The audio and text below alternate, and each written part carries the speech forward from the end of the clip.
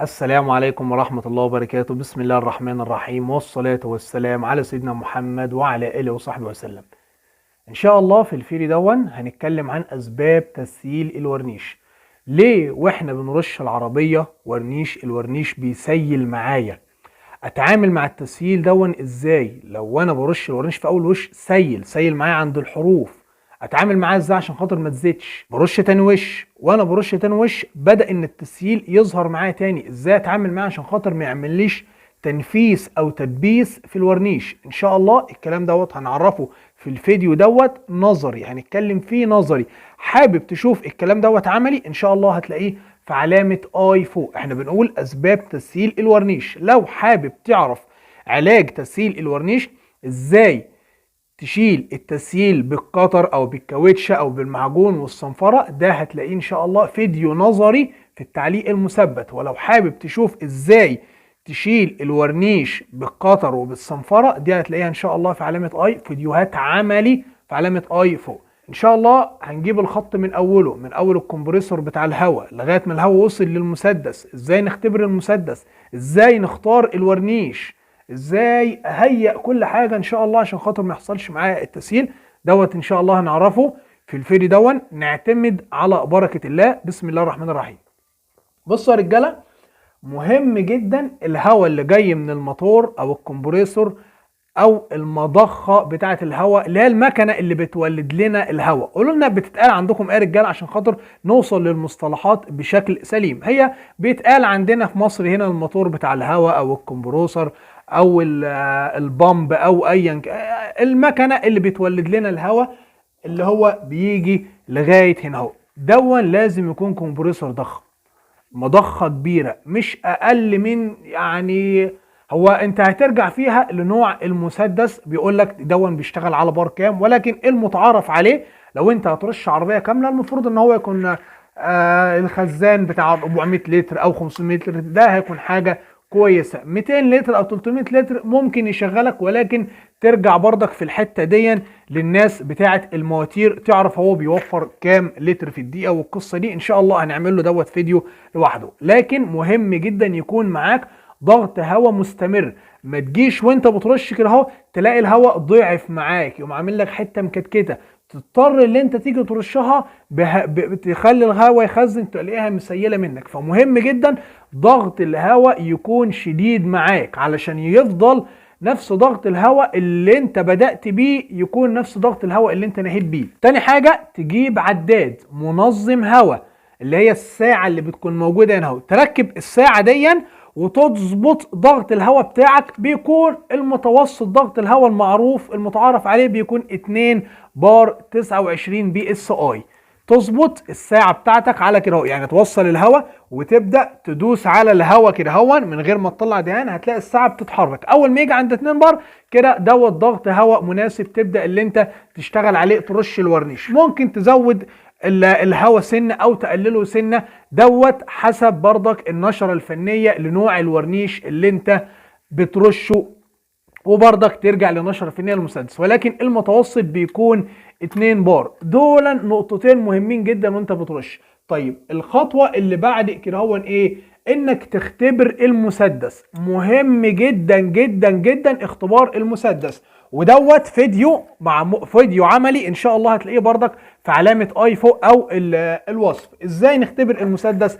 يعني توصل الهواء هنا هون وتبدا اللي انت تختبر الرايه بتاعه المسدس. احنا عارفين مفتاح الرايه لما بتيجي تحرك المفتاح يمين وشمال، الدهان بيطلع من المسدس بالشكل لو انت قافل الرايه بيطلع زي الخمسه كده. طب لو فتحنا الرايه بيبدا يطلع لي بالشكل شكل مظبوط. نبدا اللي احنا نشتغل عليه. مطلوب ان هو يكون شكل بيضاوي، يكون الشكل عدل تمام. ما ينفعش ان الشكل يكون عامل كده مثلا، يعني نيجي نجرب الرايه الاقي الرايه عامله كده اهو، شكل. نجيبها هنا كده اوضح، الاقي الرايه عامله كده اهو.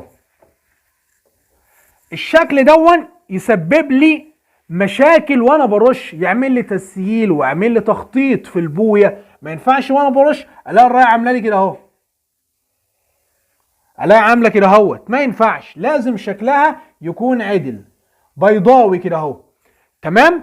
طيب انا جربت الرايه، ما اكتفيش وانا بختبر المسدس اعمل كده كده الاقي الرايه مفروده تمام اخش رش، لا لازم تختبر على ورقه يكون معاك دهان اسود مثلا او الورنيش، ولكن اللون على ورقه بيضه هيبين لك اكتر. تختبر الرايه بتاعتك بالشكل ده، لقيتها تمام ابدا اللي انا ارش كل حاجه، لا تستنى تختبر الرايه بردك امان، هو كده كويس ولكن خطوه امان ليك اكتر تختبر الرايه بالشكل ده. احنا اهو طول ما احنا عاملين الرايه الفونيا كده اهو هيبدا يديك الشكل اللي احنا شفناه البيضاوي.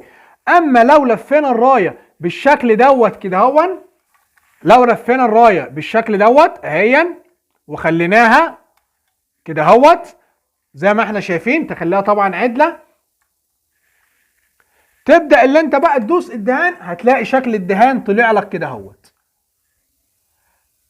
تدوس بقى كتير على الدهان، تخليه يرش معاك كتير لغايه ما هو نفسه يسيل. المطلوب التسييله بتاعته تنزل عامله كده اهو، التريح بتاعه ينزل عامل كده اهو بنفس الشكل دوت، ينزل عدل مع الرايه. احنا عارفين مركز الرايه دايما بيكون من هنا هو اكتر كميه دهان ومن هنا هو بيكون نسبه خفيفه، فهتلاقي التسييله نازله قوس كده اهوت بالشكل ده. لقيت التسييله بتاعتك ديت نازله عامله كده اهوت من هنا مظبوطه، من هنا رايحه لفه كده اهو، اعرف كده ان في مشكله في المسدس عندك. لازم بقى اللي انت تنظف الوش دوت وتعرف المشكله فين. ممكن تعمل حركه حلوه علشان خاطر تعرف المشكله في الوش دوت ولا في الفونيا اللي جوه دي. تعمل ايه؟ تبدا اللي انت اختبرت المسدس وانت عامل المسدس بالشكل ده، تبدا تلف دي كده اهو، تلفها كده اهوت تمام، وتبدا تختبر تاني وتبدا تختبر نفس الاختبار تاني، ولقيت الشكل دوت عامل كده اهو، كده المشكله في الوش دون ومحتاج ان هو يتنضف بتنر فرن وفرشه. تبدا اللي انت تسلك الفتحات دي لغايه ما توصل للشكل المطلوب اللي هو دوت. فمهم جدا اختبار المسدس لازم يكون كويس علشان خاطر يبدا ان هو يرش معاك بشكل سليم. طيب الخطوه اللي بعد كده ايه؟ الكابينه اللي انت بترش فيها مش مطلوب اللي انت ترش في جو ساقع. لو الدنيا ساقعه تبدا اللي انت تشغل تدفي الكابينه شويه، ترفع عليها سخن تدفي الكابينه بحيث ان العربيه ما تكونش ساقعه، لان طول ما العربيه ساقعه ده بيساعد ان يحصل تسييل حتى في الدهان في البيس كوت نفسه، مش في الكلير كوت بس، تلاقي البويه عايزه تسيل. طيب اختيار الورنيش، اختار الورنيش ازاي؟ احنا عارفين تختار ورنيش اتش اس او الترا اتش اس، بلاش الورنيشات الام اس. ليه؟ الورنيشات الام اس احنا عارفين ان في ورنيش اسمه ام اس واتش اس والترا اتش اس. الام اس الصلابه بتاعته متوسطه دوت بيتخف بتنر كتير، نسبه الخلط بتاعته بتكون بياخد تنر كتير. الاتش اس ما بيخش تنر خالص، ولو خد بياخد نسبه بسيطه، والالترا اتش اس ما بيخش تنر خالص. فانت تخليك في الورنيش الاتش اس اللي هو ما بيخش تنر او الالترا اتش اس. ليه؟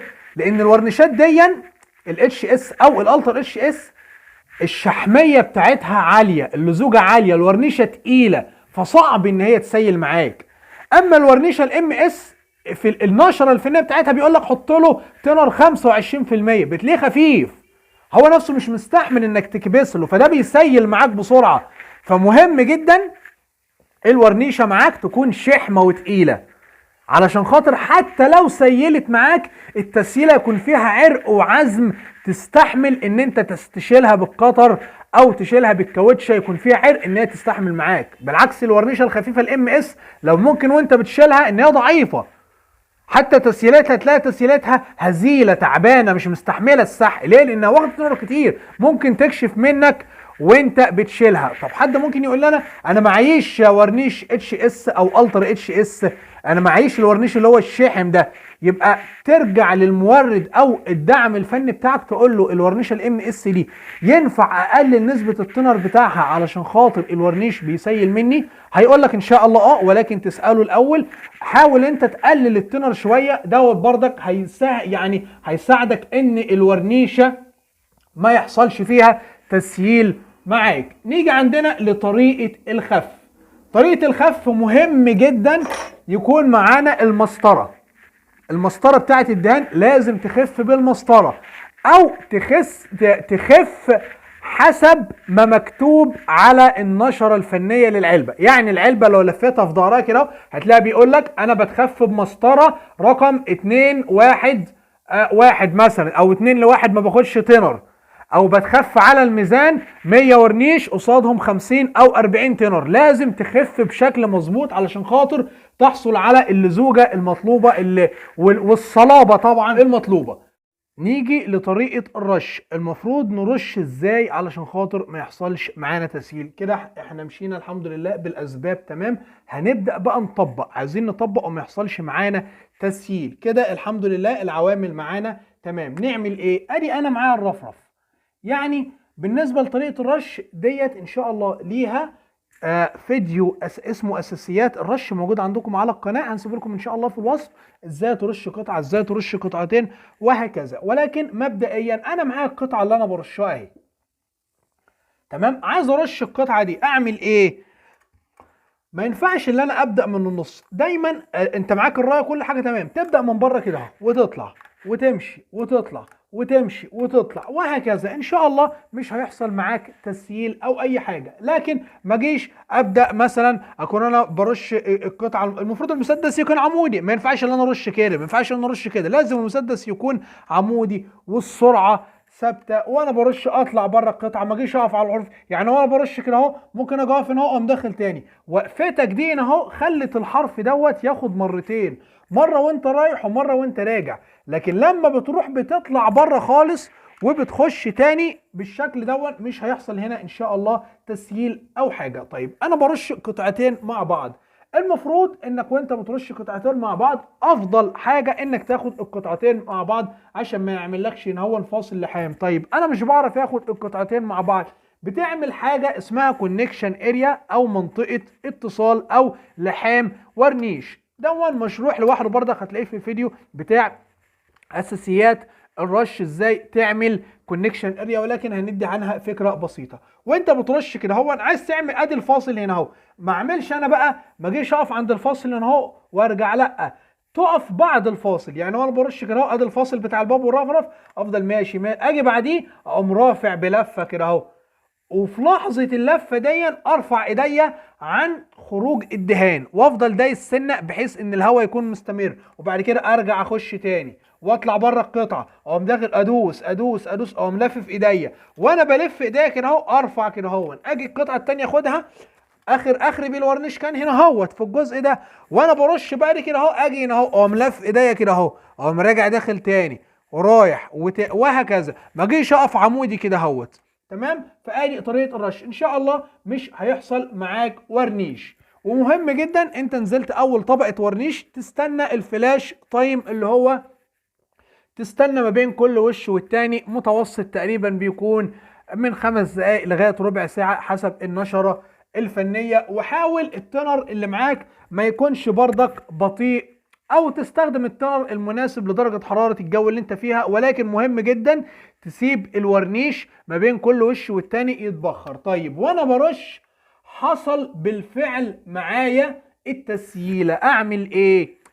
التسييله لو حصلت، لو هي في مكان ممكن تنزلها نزلها. يعني ايه تنزل التسييله؟ يعني انا معايا ادي الجنب بتاع الاكسدام، ادي جنب الاكسدام اهوت، وطرف الاكسدام اهو حصل معايا تسييله هنا اهو. دي وانت بترش في اخر حرف الاكسدام كده هون ممكن اللي انت تكبس لها تنزلها وتسيل مفيش مشاكل. طب انا معايا التسييله في مكان عند اوكرة او فوق اوكرة، ما ينفعش ان انا انزلها. مهم جدا بقى قبل ما تنزل بتاني وش تسيبها تتهوى تماما، علشان خاطر لو كبست لها انت كده بتساعد ان الورنيشه دي تريح معاك اكتر. فمهم جدا تسيبها على الوضع اللي هي فيه. طيب انا بقى بعد ما خلصت تاني وش ورنيش اعمل ايه بقى انا مع التسييله اللي حصلت معايا دي او التسايل اللي حصلت معايا، سواء هي عند الاطراف او الحروف اللي حصلت هنا. هو كل ما عليك انك تعمله ما ترفعش سخن على العربيه، ما ترفعش سخن على الورنيش. ليه؟ لان المكان اللي فيه التسييله عباره عن ايه؟ ادي السطح اهون، وادي الورنيش، وادي التسييله اهي. ده عالي تسييله، وهنا تسييله، وعند الفصل هنا هو فيه تسييله. تمام. جوه هنا هو فيه تنر، كل دوت تنر محتاج يتبخر. انت لما بترفع سخن انت بتخلي السخن ينزل على الورنيش دون، بيخلي الورنيش من فوق يشمع، والتنر لسه تحت في الورنيش وفي التسييله. فتيجي بعد ما العربيه تطلع من السخن تلاقي التسييله نفست ولبست وبيكون صعب علاجها. فمهم جدا ما ترفعش سخن علشان خاطر التسييله ما تدبس او ما تنفس. ترفع سخن بس بعدها بفتره بقى، بعد بتاع بساعتين ثلاثه او حاجه يكون التنر اتبخر تماما. وكمان السخن بيساعد التسييله ان هي تكبر وتسيل اكتر. يعني انت لو معاك التسييله عامله كده اهوت، السخن بيخليها بيساعدها ان هي تكبر، يخليها عامله كده اهوت. فمهم جدا حصل معاك تسييل ما ترفعش سخن، ارفع سخن تاني يوم. التسييله حصلت معايا بردك، تعمل ايه بقى علشان خاطر لما تيجي تشيلها؟ مهم جدا تسخن على التسييله ديت. ده ان شاء الله اللي نعرفه في الفيديو بتاع انك ازاي تشيل التسييله. لازم التسييله دي بس بعد ما تنشف، يعني بعد ما التنر يتبخر منها تماما وانت عايز تشيل التسييله لازم تتسخن، يعني تحمصها. مش تحمصها اللي هي تخليها تقوم وتفوش، لا، بس تسخن عليها كويس قوي، اللي هي تحط ضفرك عليها كده هون ما تلاقيهاش لسه طريه، لا تلاقيها ناشفه صخر، عشان خاطر تعرف تشيلها بالقطر او بالكاوتش او بالصنفره. الفيديو ده ان شاء الله هتلاقوه في التعليق المثبت بتاع الفيديو دون. وخطوه مهمه جدا بالنسبه للاوفرلاب واحنا بنرش، مهم جدا يعني واحنا بنرش كده اهوت. الاوفرلاب اللي هو ايه؟ الاوفرلاب الرايه بتاعتنا، يعني واحنا بنرش كده اهو احنا قلنا الرايه عامله كده اهوت. ادي احنا مشينا كده اهوت بالرايه اهي. اجي بقى في الرشه الثانيه بتترش كده اهو، بتاخد النص.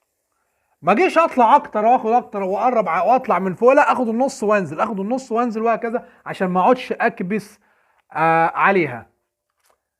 ان شاء الله في التعليق المثبت بقى تلاقوا الفيديو بتاع ازاي نتعامل مع الورنيش. بس حبينا ايه نقدم كده حاجات سريعه. التسييله حصلت معاك ما ترفعش عليها سخن. يعني حاولنا بصراحه اللي احنا نلم في الفيديو ونخليه يعني نصغر الموضوع اكتر من كده، لكن هو الفيديو فعلا عشان خاطر فيه حاجات مهمه جدا لو خلينا بالنا ان شاء الله. والموضوع محتاج تدريب، بننصح الناس تتدرب تدريب يا جدعان. اجيب رفرف باب اقعد اتدرب عليه مره واتنين، يسيل مني مش مشكله. قطعه غير قديمه حاجه سكراب عندي اقعد اتدرب عليها، ارشها مره واتنين وتسيل عادي مفيش مشاكل، وارجع اتدرب تاني وهكذا. الموضوع كله يعني توفيق من عند ربنا، وبعد كده هوت ممارسه وتدريب منك انت. فانت مطلوب منك انك تتدرب كتير وتمارس الرش لون كتير، ان شاء الله تكون احسن بكتير. يعني الموضوع سهل يا رجاله. الحمد لله تم كده الموضوع. يا رب يكون فيديو سهل. عارفين ان الفيديو طول، لكن قدر الله ما شاء فعل. والسلام عليكم ورحمة الله وبركاته.